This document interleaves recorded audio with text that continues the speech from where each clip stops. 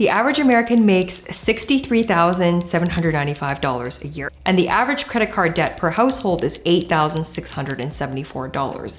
Yet, when you go onto Instagram, you see all these people with private jets, fancy bags, crazy cars. The statistics and what you see in reality don't always align. And in today's video, I want to explain to you as a CPA some signs that you might be doing better financially than you think. Now, in my career, I've been fortunate enough to work with a wide range of people. I've worked with high net worth individuals. I ran payroll for multiple companies. I've audited payroll for dozens of companies. I was also a hiring manager, and I contributed to salary decisions when I worked in corporate. I have seen and met all sorts of people when it comes to financial habits and what they show on the outside. I've come to the conclusion after all of these years that it's really hard, almost impossible to gauge how much wealth a person has. Income you can somewhat gauge, but wealth is really hard unless they are your accountant.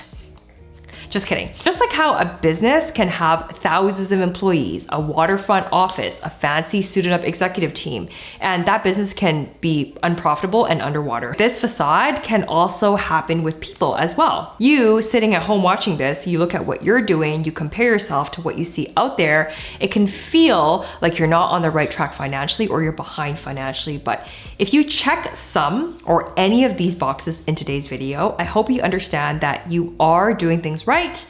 You're on the right path, and to be grateful of what you do have in a time where when we open social media apps, we tend to never feel good about ourselves. The first thing is if you can survive 6 to 12 months without work. I was reading an article online that 76% of people do not have an emergency fund. Having an emergency fund in itself already puts you in the top 1/3 of people. The longer and longer that you can survive without work is an indicator of financial freedom. Financial freedom is not black and white. It's not that you either have it or you don't. It's more like a spectrum. If you are stretched financially to the point where you have to show up to work every Monday, otherwise you could get in trouble and it's scary, like that's a tough financial situation to be in, and that's not an ideal situation. So think of financial freedom as a spectrum, not something that you have or don't have. The second thing is you save and invest between $5,000 to $10,000 a year. I made a video recently about how much you should be saving by every age. Make sure you check out that video up top here. Putting aside $5,000 to $10,000 a year and investing that money into the markets is more than enough as a starting point for financial well-being. Breaking down financial goals into small chunks and taking things step by step, it's much more relatable, it's much more approachable than thinking that you gotta sit here and like manifest $1 million overnight. If you can save 5 to 10K every year, put that money into the markets and let it grow, by default, you're already doing better than a lot of people. The third is that you have investments in tax advantaged accounts. So tax advantaged accounts refer to any type of investment account or plan that's exempt from taxation, tax deferred, or offers other types of tax benefits. Roth IRA, 401k. Having tax advantage accounts allows you to literally take advantage of the investment vehicles that the government has put into place that are intended to set you up for financial success. All wealthy people have and use tax advantage accounts. Even people with hundreds of millions of dollars, they have the same tax advantage accounts that you do as an individual, because as long as they are a citizen of the country, they will have those accounts. So that's a traditional IRA. Anyone with an earned income can open a traditional IRA. A 401k that you get employer contribution matches to. And if you want to take it to the next level, people in the top 5 to 10%, they usually have maximized all of their tax advantaged accounts and are moving on to taxable accounts. That's when you know you're doing quite well financially, if you have investments in taxable accounts. The next indication is having more than one source of income. Most people have one source of income, which is from their job. Getting to a second source is an indication of financial well-being. Now, what constitutes as a second source of income? Now, I personally don't really like to count savings accounts as a source of income because it's quite negligible to make a difference, but dividend income from stocks is probably the easiest and most accessible. This was the second source of income I ever built for myself, is consistent dividend income from investments. Rental income or Airbnb income for rental properties, or a mortgage helper if you live in a house. And the third is business income from a side hustle, in which you're gonna need skills to be able to build a business. If you're interested in learning how to start a business with $100, check out my video up top here. I think you're gonna love it.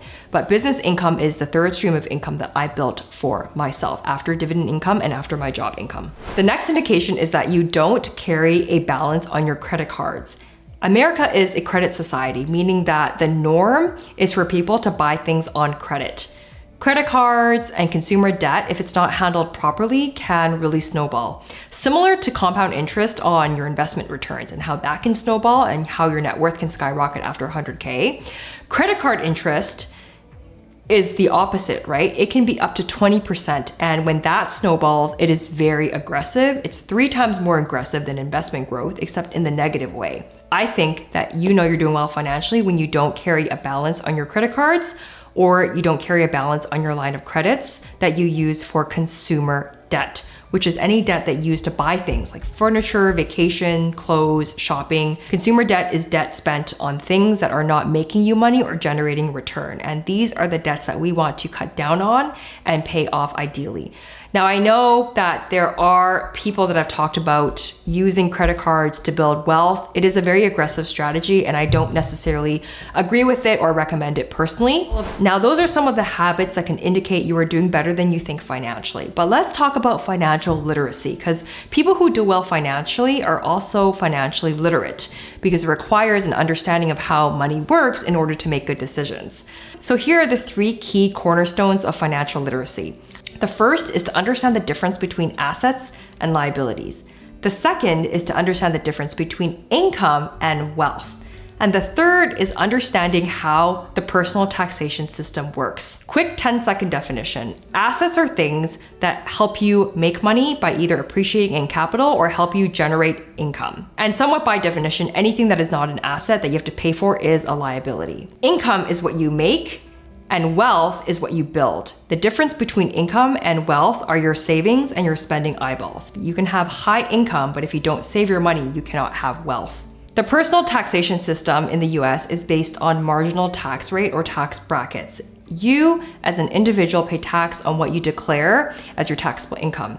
And your employer withholds a certain portion of your paycheck to taxes every time you get paid. Every year, you file a tax return. If your employer took too little, then you will have to pay taxes when you file your return. And if your employer takes too much, you will get a refund. Let's also talk about the concept of financial confidence. As individuals, I believe that everyone has their own right to financial confidence. You have your own right to earn money. You have your own right to save and invest your own money, and your own right to learn how to make more money and be a more valuable and impactful member to society.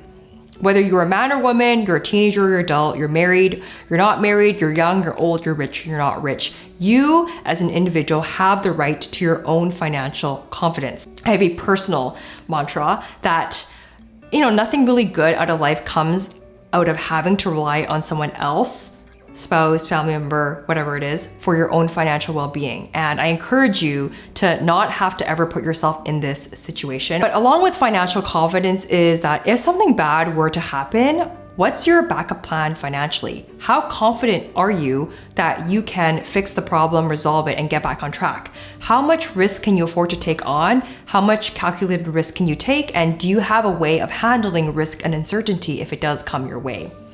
And when it comes to financial confidence, I think how you build it is by putting yourself out there, trying things, having a growth mindset of being better, and just being the person that you say you are every single day. And through this experience, you will develop self-confidence. And through self-confidence is when you can develop financial confidence. If you like this video today, you're gonna love another video of mine, which is money habits that keep people poor. Understanding what bad money habits are that keep people or prevent them from financial freedom is super important in your path to financial freedom.